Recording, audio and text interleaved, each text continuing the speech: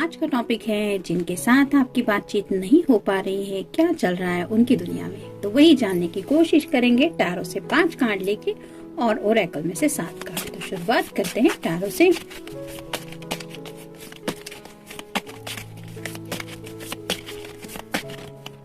एक, 2, 3, 4 और ये हो गए 5। अब देखते हैं ओरेकल में से कौन से कार्ड मिलते हैं।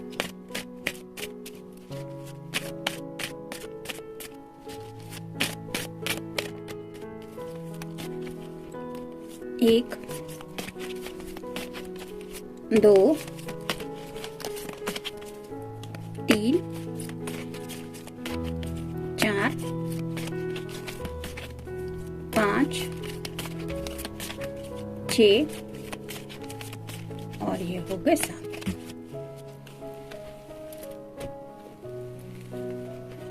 तो देखते हैं कार्ड्स क्या कहते हैं। शुरुआत करेंगे हम टैरो से। पहला ही कार्ड है द मून का। आपका या उनका साइन हो सकता है पाइसेस यानी कि मीन राशि। जैसे यहाँ पे मून की एनर्जी है, मून मतलब काफी ज्यादा डीप थिंकिंग। हमारे मन को जो रिप्रेजेंट करता है वो होता है चांद। जैसे आप समझते होंगे कि जैसे एक जैसा नहीं रहता, जैसे सूरज की रोशनी पड़ती रहती है, सूरज का जो साइज होता है, गोल आकार होता है, वो वैसा ही होता है। लेकिन चांद का वैसा नहीं होता, चांद बदलता रहता है, उसके शेप्स चेंज होते रहते हैं। वैसे ही हमारे जो मूड्स हैं वो भी चेंज होते रहते हैं। आज हम हैप्पी है, इसका मतलब कल इसी वक्त पे हम इसी मूड में रहेंगे ऐसा नहीं है, हम कुछ और भी सोच रहे होते हैं। तो ऐसा चेंज होता रहता है बिकॉज ऑफ मून। तो ऐसे ही डीप थिंकिंग चल रही है और शायद ये पर्सन काफी ज्यादा मूडी हो रहे हैं अपने इस इफेक्ट की वजह से। मतलब कल ही मेरे हिसाब से, हाँ कल ही अमावस्या आने वाली है और आज रात को ही शायद स्टार्ट होगी। इस वजह से शायद ये और भी ज्यादा थोड़े स्ट्रेस में है और काफी ज्यादा अपने ख्यालों में ही उलझे हुए हैं। नेक्स्ट है टेम्परेंस। जैसे यहाँ पे 2 जग है, एक जग को इस पर्सन ने हाथ में उठा के रखा है लेकिन दूसरा जग वहां पे नीचे ही है, लेकिन इसके जो पैर है वो पानी में है। तो ऐसे ही अपने डीप इमोशंस में राइट नाउ ये पर्सन डूबे हुए हैं और उनके सामने आपसे बात करने का भी ऑप्शन है, लेकिन राइट नाउ ये अपने ही सवालों से डील कर रहे हैं। जैसे ये 2 जग है, ये पर्सन चाहे तो दोनों भी जग उठा सकता है, लेकिन एट द सेम टाइम वो शायद दोनों तरफ से डील नहीं करना चाहते, इसलिए वो खुद से ही मतलब अपने दिल की गहराई से, अपने दिल के जज्बात और शायद उनके सामने जिंदगी में जो कुछ भी राइट नाउ हालात रखे हुए उनसे डील करने की कोशिश कर रहे हैं और खुद को ही समझने की कोशिश कर रहे हैं। नया साल है, मे बी ये पर्सन भी अपनी जिंदगी के कोई नए साइकिल से गुजर रहे हैं। नेक्स्ट है 3 ऑफ व्हील्स और साइन टॉरस, वर्गो या फिर कैप्रिकॉर्न। आप देख सकते हैं ये पर्सन बहुत ज्यादा बिजी है काम में। यहाँ पे ये हथौड़ा है और उससे ये बना रहा है। इसके शोल्डर पे जो पेंटाकल्स है वो रिप्रेजेंट करते इसके ऊपर होने वाले बर्डन को। तो शायद काम की वजह से ये पर्सन काफी ज्यादा प्रेशराइज हो रहे हैं और राइट नाउ भी शायद उसी एनर्जी में है। हो सकता है घर की तरफ से भी कुछ जिम्मेदारियां इनके ऊपर आ गिरी है जिसकी वजह से उनको भी ये डील कर रहे हैं। नेक्स्ट है द लवर्स। तो जैसे यहाँ पे 2 पर्सन है और एक मेल पर्सन है, वैसे ही शायद इस पर्सन के कांटेक्ट में कोई आने की कोशिश कर रहा है। मतलब यहाँ पे डेफिनेटली कोई थर्ड पार्टी इन्फ्लुएंस लग रहा है। आप क्लियरली देख सकते हैं 3 ऑफ सॉर्ड्स का कार्ड नहीं है, लेकिन ये जो 2 लेडीज हैं वो इस पर्सन को अपनी तरफ अट्रैक्ट करने की कोशिश कर रहे। अगर हम मान लेते हैं कि इनमें से एक आप है तो कोई और भी है। जैसे यहाँ पे ये स्नेक है, तो ऐसा शायद उस पर्सन का इंटेंशन हो सकता है। मतलब वो दिल की शायद अच्छी नहीं हो सकती, लेकिन इस पर्सन को अपनी तरफ अट्रैक्ट करने की कोशिश कर रहे, लेकिन ये पर्सन उस पर्सन की तरफ ध्यान नहीं दे रहे। उनका पूरा जो फोकस है वो आपकी तरफ ही है, क्योंकि उन्हें पता है कि आपके पास वो कप है जो कप इन्हें चाहिए। तो शायद ऐसी ही कुछ बातों से ये डील कर रहे हैं। मतलब जानबूझ के कोई इन्हें अपनी तरफ खींचने की कोशिश कर रहा है। नेक्स्ट है 7 of swords, air sign Gemini, Libra या फिर एक्वेरियस।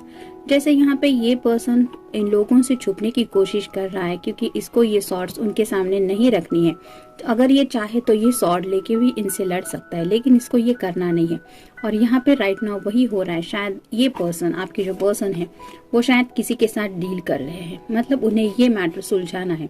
वो इंटरेस्टेड नहीं है इस मैटर में, लेकिन ये बात पहले वो शायद सुलझाना चाहते, इसलिए फिलहाल उन्होंने ये कम्युनिकेशन को साइड में रखा है। यहाँ पे सॉर्ड रिप्रेजेंट करती कम्युनिकेशन को, तो उनके सामने ऑप्शन अवेलेबल है, लेकिन वो बात नहीं कर रहे क्योंकि उनके सामने हालात कुछ और है। जैसे यहाँ पे ये लोग, अगर ये चाहे तो अचानक से तीनों लोग अटैक कर सकते हैं और ये पर्सन खतरे में पड़ सकता है। तो ऐसी ही कुछ सिचुएशन उनके सामने है और उसी सिचुएशन को हैंडल करने में ये पर्सन अपना बेस्ट दे रहे हैं। Need a break.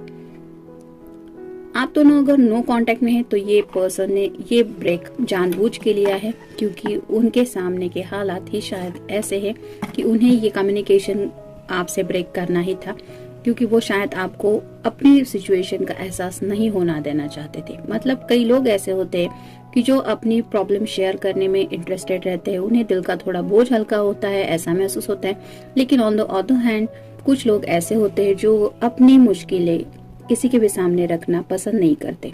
उनका ऐसा मानना होता है कि मेरी जिंदगी है, मेरे मसले हैं, मैं खुद डील करूंगा, भले ही कितनी ही तकलीफ क्यों न हो। कुछ लोग अपने प्रॉब्लम्स खुद ही डील करने में ज्यादा इंटरेस्टेड होते हैं और उन्हें शेयरिंग नहीं पसंद होता। हो सकता है यहाँ पे आपके पर्सन की भी एनर्जी वैसी ही है। Listen your own thoughts.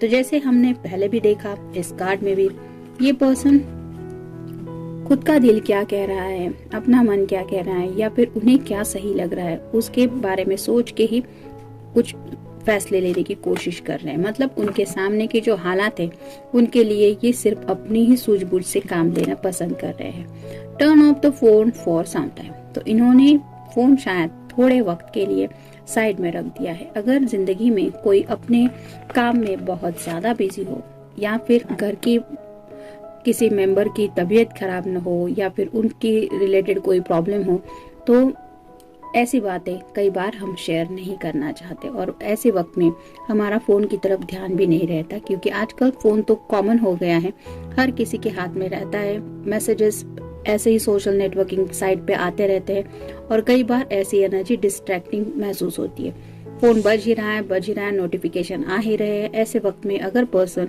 अपने कुछ मसले सुलझा रहा है तो ऐसे हालत में वो बज होना बहुत डिस्टर्बिंग लगता है और इसी वजह से शायद उन्होंने ये फोन का थोड़ा सा साइड में ही रखा है। मतलब हो सकता है साइलेंट मोड पे वगैरह रखा हो फोन, यानी कि सोशली ज्यादा एक्टिव नहीं हो रहे क्योंकि अपनी लाइफ की कुछ प्रॉब्लम्स वो डील कर रहे हैं। Regain your personal power. तो अपने अंदर एक जो हिम्मत हर किसी के अंदर होती है, उसी हिम्मत को जुटा के और उसी सूझबूझ के साथ उनके सिचुएशन को वो हैंडल करने की कोशिश कर रहे हैं। क्योंकि यहाँ पे भी जो पहला कार्ड था ये मून का था, तो काफी ज्यादा इनके दिलो दिमाग पे असर हो रहा है इन बातों का, और उसी वजह से ये डीप थिंकिंग में, सोच में बहुत ज्यादा डूबे हुए हैं। हो सकता है कुछ फैमिली मैटर्स सीरियस भी हो है। Choose wisely.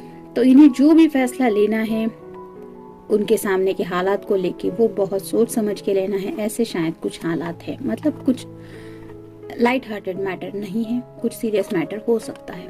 You are the leader of your life. तो ये उन्हें पता है कि उनकी लाइफ के जो लीडर है वो खुद है और उन्हें उसी एंगल में उनकी लाइफ ले जानी है जिस एंगल में वो लाइफ को ले जाना चाहते हैं। और इसीलिए शायद अपनी जिंदगी को, यानी कि वो खुद अपनी लाइफ को लेके काफी ज्यादा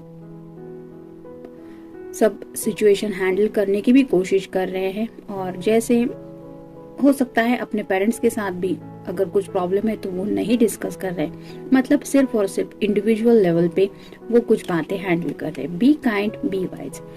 तो वो ये सब तो कर ही रहे, लेकिन साथ ही साथ वो काइंड भी है और वाइज भी है। काइंड मतलब अपना भी ख्याल रख रहे हैं, घर वालों का भी ख्याल रख रहे हैं, और आपसे कांटेक्ट ना करके शायद आपका भी जाने अनजाने कहीं ना कहीं ख्याल रख रहे हैं, क्योंकि वो नहीं चाहते कि आप परेशान हो। और वाइज इसलिए क्योंकि वो जो कुछ भी कर रहे हैं वो नासमझी में नहीं कर रहे, बहुत सोच समझ के उन्होंने ये फैसला किया है।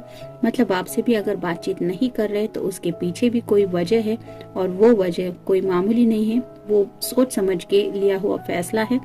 और नहीं चाहते कि आप या फिर उनके घर वाले या फिर कोई भी इन जनरल परेशान हो, वो खुद सब सॉर्ट आउट करना चाहते हैं। वक्त रहते, नया साल है, ये एनर्जी कंटिन्यू नहीं रहने वाली। आपके पर्सन को भी उन उलझनों से बाहर निकलने का रास्ता मिल चुका होगा या फिर जल्दी ही मिल जाएगा, और आपके पॉजिटिव थॉट की वजह से वो इन मसलों से शायद जल्दी बाहर आ जाएंगे। तो उनके लिए पॉजिटिव थॉट सोचते रहिए। मिलते हैं नेक्स्ट रीडिंग में। Till then take care.